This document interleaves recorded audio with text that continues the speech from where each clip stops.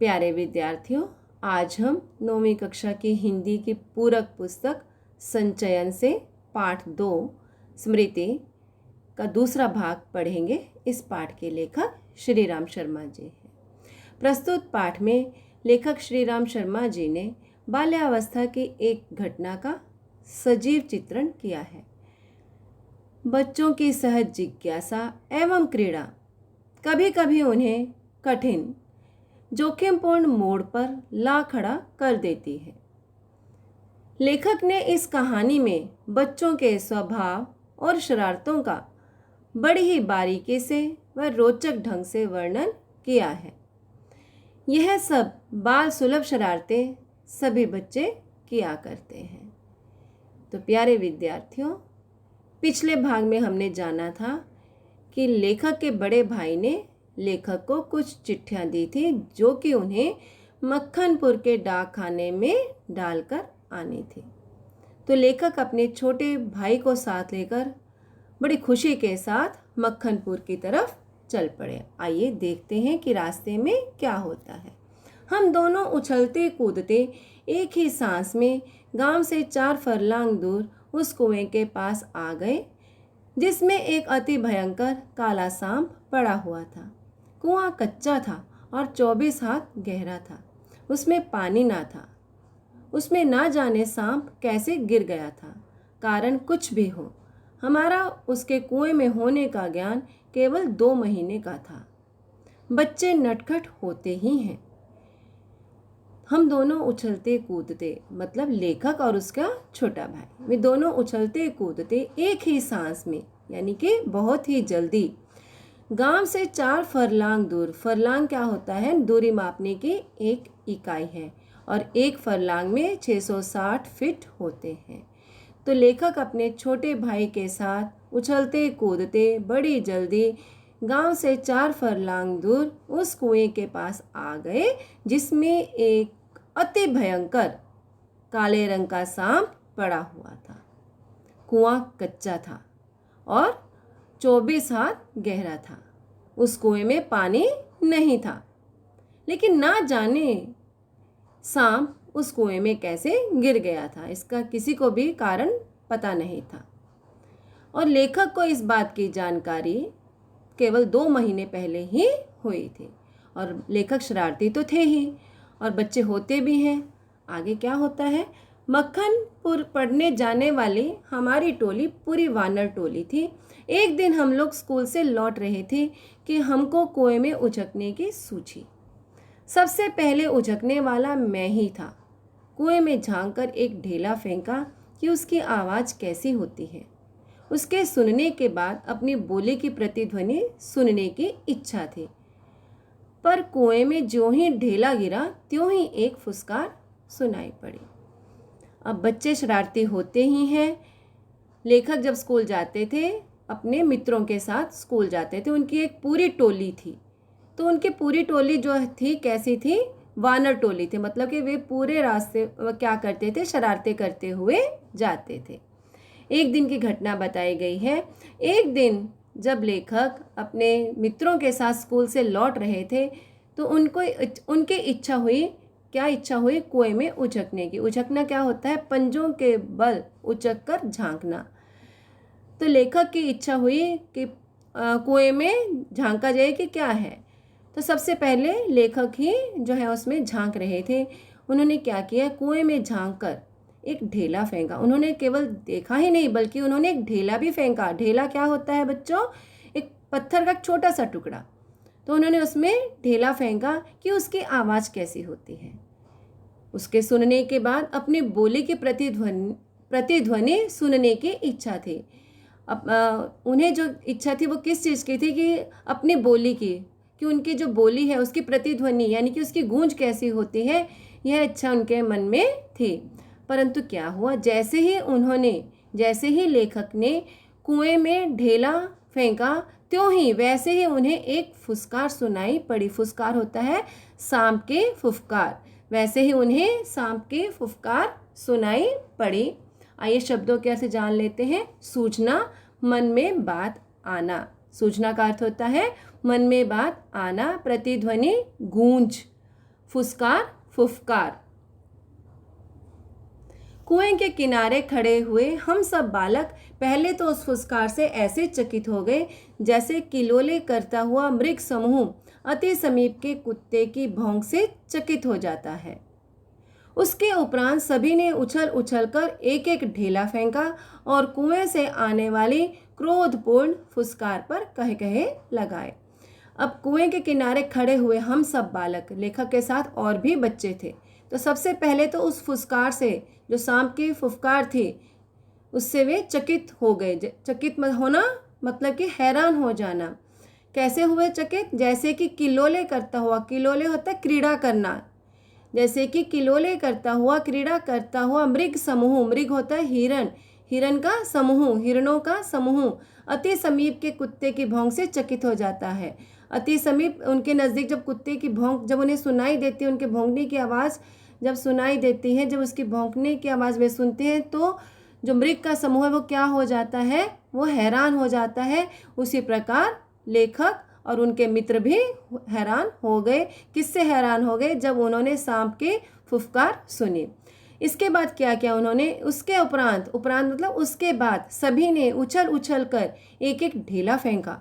मतलब सभी ने उछल उछल कर उसमें, कुएं में एक एक ढेला फेंका और कुएं से आने वाली क्रोधपूर्ण फुसकार पर कहे कहे लगाए। कुएं से जो क्रोधपूर्ण फुसकार आ रही थी, किसकी? सांप की क्रोधपूर्ण फुसकार, उसकी जो फुफकार आ रही थी, उसके ऊपर उन लोगों ने क्या लगाए? कहे कहे लगाए। मतलब कि वे जोर जोर से हंस रहे थे उसे सुनकर। गांव से मक्खनपुर जाते और मक्खनपुर से लौटते समय प्रायः प्रतिदिन ही कुएं में ढेले डाले जाते थे। मैं तो आगे भागकर आ जाता था और टोपी को एक हाथ से पकड़कर दूसरे हाथ से ढेला फेंकता था। यह रोजाना की आदत सी हो गई थी। सांप से फुसकार करवा लेना मैं उस समय बड़ा काम समझता था। गांव से मक्खनपुर जाते और मक्खनपुर से लौटते समय, यानी कि स्कूल जाते समय और स्कूल से घर आते समय हर रोज कुएं में ढेले डाले जाते थे। लेखक जो है अपने मित्रों के साथ कुएं में ढेले, मतलब के पत्थर के छोटे छोटे टुकड़े डाला करते थे। लेखक तो आगे भागकर आ जाते थे और टोपी को एक हाथ से पकड़ लेते और दूसरे हाथ से क्या करते थे? ढेला फेंकते थे, और यह उनके रोज की आदत बन गई थी। सांप से फुसकार करवा लेना, मतलब कि सांप जब फुफकारता था उसकी फुफकार सुन लेना, लेखक जो है उस समय बड़ा काम समझते थे। इसलिए जैसे ही हम दोनों उस कुएं की ओर से निकले, कुएं में ढेला फेंककर फुसकार सुनने की प्रवृत्ति जागृत हो गई। मैं कुएं की ओर बढ़ा। छोटा भाई मेरे पीछे ऐसे हो लिया जैसे बड़े मृग शावक के पीछे छोटा मृग शावक हो लेता है। कुएं के किनारे से एक ढेला उठाया और उछलकर एक हाथ से टोपी उतारते हुए सांप पर ढेला गिरा दिया।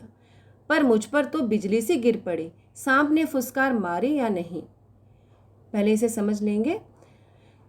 जैसे ही लेखक और उसका छोटा भाई उस कुएं की ओर से निकले, जब वे चिट्ठियां डालने के लिए जा रहे थे, जैसे ही वे कुएं के पास से निकले तो लेखक की इच्छा हुई, क्या इच्छा हुई? कि कुएं में ढेला डाला जाए और सांप की फुफकार सुनी जाए। तो यह जो उनकी प्रवृत्ति थी, यह जो उनकी मतलब आदत बन गई थी, वह फिर से जागृत हो गई। उनके मन में फिर से यह इच्छा जाग गई। मैं कुएं की ओर बढ़ा। लेखक जो है कुएं की तरफ बढ़े। छोटा भाई उसके पीछे ऐसे हो लिया जैसे कि बड़े मृग शावक के पीछे। मृग शावक क्या होता है? मृग का बच्चा। जैसे बड़े मृग शावक के पीछे छोटा मृग का बच्चा हो लेता है, ऐसे ही बड़े भाई के पीछे छोटा भाई हो लिया। कुएं के किनारे से एक ढेला उठाया और उन्होंने क्या किया? एक हाथ से टोपी उतारते हुए सांप पर ढेला गिरा दिया। कुएं के किनारे से एक ढेला उठाया और उछलकर उन्होंने एक हाथ से टोपी उतारी और टोपी उतारकर सांप पर ढेला गिरा दिया। पर मुझ पर तो बिजली से गिर पड़ी। बिजली से गिर जाना, वे डर गए, बुरी तरह से डर गए, क्योंकि जैसे ही उन्होंने टोपी उतारी तो टोपी के नीचे क्या थी? चिट्ठियां थी।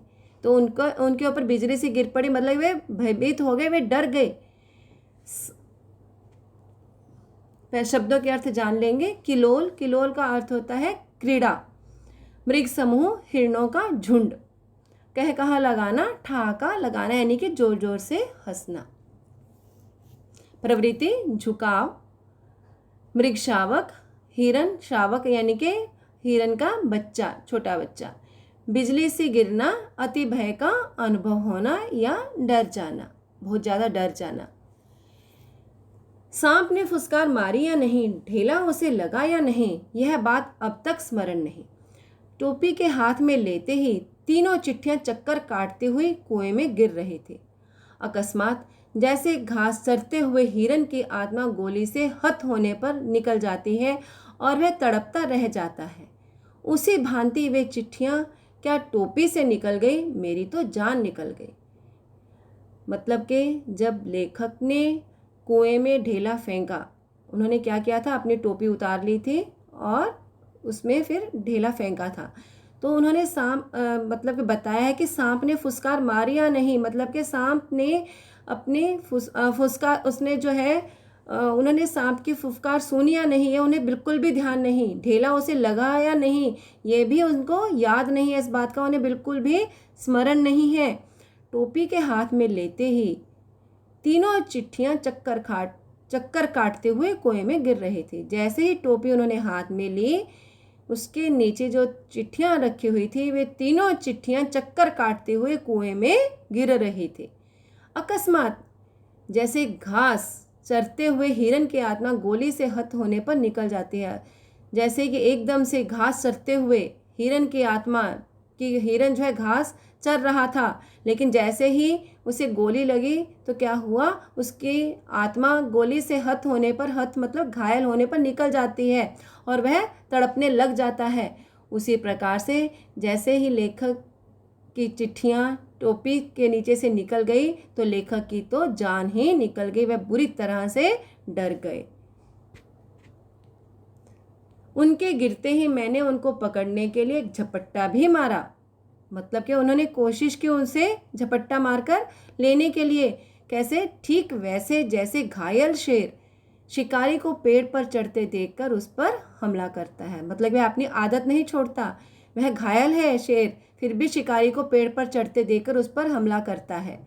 वैसे ही लेखक ने भी उन चिट्ठियों को पकड़ने की कोशिश की, परंतु वे तो पहुंच से बाहर हो चुकी थी, अब वे उसकी पहुंच में नहीं थी।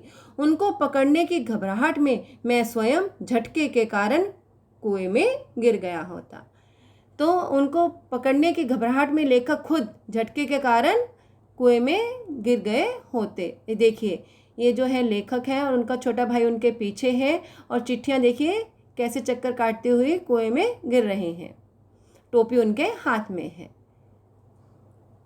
कुएं की पाट पर बैठे हम रो रहे थे, छोटा भाई ढाड़े मारकर और मैं चुपचाप आंखें जब दबाकर। पतीली में उफान आने से ढकना ऊपर उठ जाता है और पानी बाहर टपक जाता है। निराशा, पिटने के भय और उद्वेग से रोने का उफान आता था। पलकों के ढकने भीतरी भावों को रोकने का प्रयत्न करते थे, पर कपोलों पर आंसू ढुलक ही जाते थे। माँ की गोद की याद आती थी। अब कुएं की पाट पर बैठे वे दोनों भाई रो रहे थे। पाट मतलब उसके किनारे पर बैठे हुए दोनों भाई रो रहे थे। छोटा भाई मतलब कि बड़ी ऊंची ऊंची आवाज़ से रो रहा था, ठीक है, और मैं चुपचाप आंखें डबडबा कर। लेखक जो है इतना मतलब ज़ोर ज़ोर से नहीं, लेकिन जो वो भी रो रहे थे, उनकी आंखों में भी आंसू थे। पतीली में उफान आते हैं, पतीली खाना बनाने का एक, खाना पकाने का एक बर्तन होता है, जैसे उसमें उफान आता है तो ढकना ऊपर की ओर उठ जाता है और जो उसमें पानी होता है वह बाहर बाहर टपक जाता है। निराशा, पिटने के भय और उद्वेग से रोने का उफान आता था। ऐसी ही स्थिति लेखक की भी थी। निराश हो रहे थे, पिटने का भय था, बेचैनी हो रही थी, उद्वेग मतलब बेचैनी हो रही थी। इन सभी कारणों से उनके मन में भी रोने का उफान आ रहा था। पलकों के ढकने भीतरी भावों को रोकने का प्रयत्न करते थे। पलकों के ढकने, जो उनकी आंखों की पलकें थी, उनके भीतरी भाव मतलब जो वो रोना चाहते थे उसको रोकने का भी वे कोशिश कर रही थी, परंतु कैसे भी करके कपोलों पर, कपोल मतलब कि गाल पर आंसू ढुलक ही जाते थे। उनके गाल पर आंसू ढुलक ही जाते थे और ऐसे समय में उन्हें अपनी माँ की गोद की याद आ रही थी। शब्दों के अर्थ जान लेंगे। हत, हत मतलब घायल हो जाना। पाट, पत्थर। आंखें डबडबाना, आंखों में आंसू भर आना। उफान, ऊपर उठाना, उद्वेग, बेचैनी, घबराहट। लेखक को माँ की गोद की याद आती थी। जी चाहता था कि माँ आकर छाती से लगा ले और लाड प्यार करके कह दे कि कोई बात नहीं, चिट्ठियाँ फिर लिख ली जाएंगी। तबीयत करती थी कि कुएं में बहुत सी मिट्टी डाल दी जाए और घर जाकर कह दिया जाए कि चिट्ठी डाल आए, पर उस समय मैं झूठ बोलना जानता ही ना था। घर लौटकर सच बोलने पर रुई की तरह धुनाई होती। अब लेखक को अपनी माँ की याद आ रही थी। उनका मन कर रहा था कि उनकी माँ उसे जो है प्यार से अपनी छाती से लगा ले और बड़ा प्यार करके उसे कह दे कि कोई बात नहीं बेटा, चिट्ठियाँ फिर लिख ली जाएंगी, इसमें घबराने की कोई बात नहीं है। उनका मन करता था कि कुएं में बहुत सी मिट्टी डाल दी जाए और घर जाकर झूठ बोल दिया जाए कि चिट्ठी तो मैं डाल आया हूँ, परंतु लेखक झूठ बोलना नहीं जानते थे और अगर घर लौटकर सच बोलते तो उनकी रुई की तरह जो है धुनाई होती, यानी कि उनकी पिटाई होती। मार के ख्याल से ही शरीर ही नहीं मन भी कांप जाता था कि उनकी इतनी पिटाई होती कि उनका मन भी कांप जाता था। सच बोलकर पिटने के भावी भय और झूठ बोलकर चिट्ठियों के ना पहुंचने की जिम्मेदारी के बोझ से दबा मैं बैठा सिसक रहा था। इसी सोच विचार में 15 मिनट होने को आए, देर हो रही थी। एक तरफ तो उनको लग रहा था कि सच बोलेंगे तो उनकी क्या होगा, उनकी पिटाई होगी, तो वो मार के ख्याल से उनका शरीर ही नहीं उनका मन भी कांप जाता था। सच बोलकर पिटाई और झूठ बोलकर चिट्ठियों के ना पहुंचने की जिम्मेदारी के बोझ से लेखक जो है क्या हो रहे थे, सिसक रहे थे, रो रहे थे। इसी सोच विचार में 15 मिनट होने को आ गए, देर हो रही थी। और उधर दिन का बुढ़ापा बढ़ता जा रहा था। कहीं भाग जाने की तबीयत करती थी, पर पिटने का भय और जिम्मेदारी की दुधारी तलवार कलेजे पर फिर रही थी। और इसी सोच विचार में उन्हें 15 मिनट लग गए, देर हो रही थी और दिन का बुढ़ापा मतलब कि शाम भी ढल रही थी। कहीं भाग जाने का उनका मन कर रहा था, परंतु पिटने का भय और जिम्मेदारी की दुधारी तलवार जो है उनके कलेजे पर फिर रही थी। दुधारी मतलब कि 2 धार वाली तलवार उनके कलेजे के ऊपर जो है फिर रही थी। मतलब कि सच बोलकर पिटने का डर था उन्हें और झूठ बोलकर चिट्ठियों के ना पहुंचने की जिम्मेदारियों के बोझ से दबे वह क्या कर रहे थे, लेखक जो है सिसक रहे थे, मतलब कि रो रहे थे। वह झूठ भी नहीं बोल सकते थे। शब्दों के अर्थ जान लेंगे। तबीयत करना, मन चाहना, धुलाई होना, पिटाई होना, दिन का बुढ़ापा बढ़ना, दिन समाप्त होने को आना, दुधारी तलवार, 2 धार वाली तलवार। तो विद्यार्थियों, आज के पाठ के द्वारा आपने जाना कि लेखक भी बचपन में जो है किस प्रकार के मतलब के शरारतें किया करते थे। तो बच्चों की सहज जिज्ञासा और क्रीड़ा कभी कभी उन्हें ऐसे कठिन और जोखिम भरे मोड़ पर ला खड़ा कर देती है। तो जितना पाठ का अंश हमने आज पढ़ा है, मैं उम्मीद करती हूँ कि आप सभी बच्चों को अच्छे से समझ में आ गया होगा।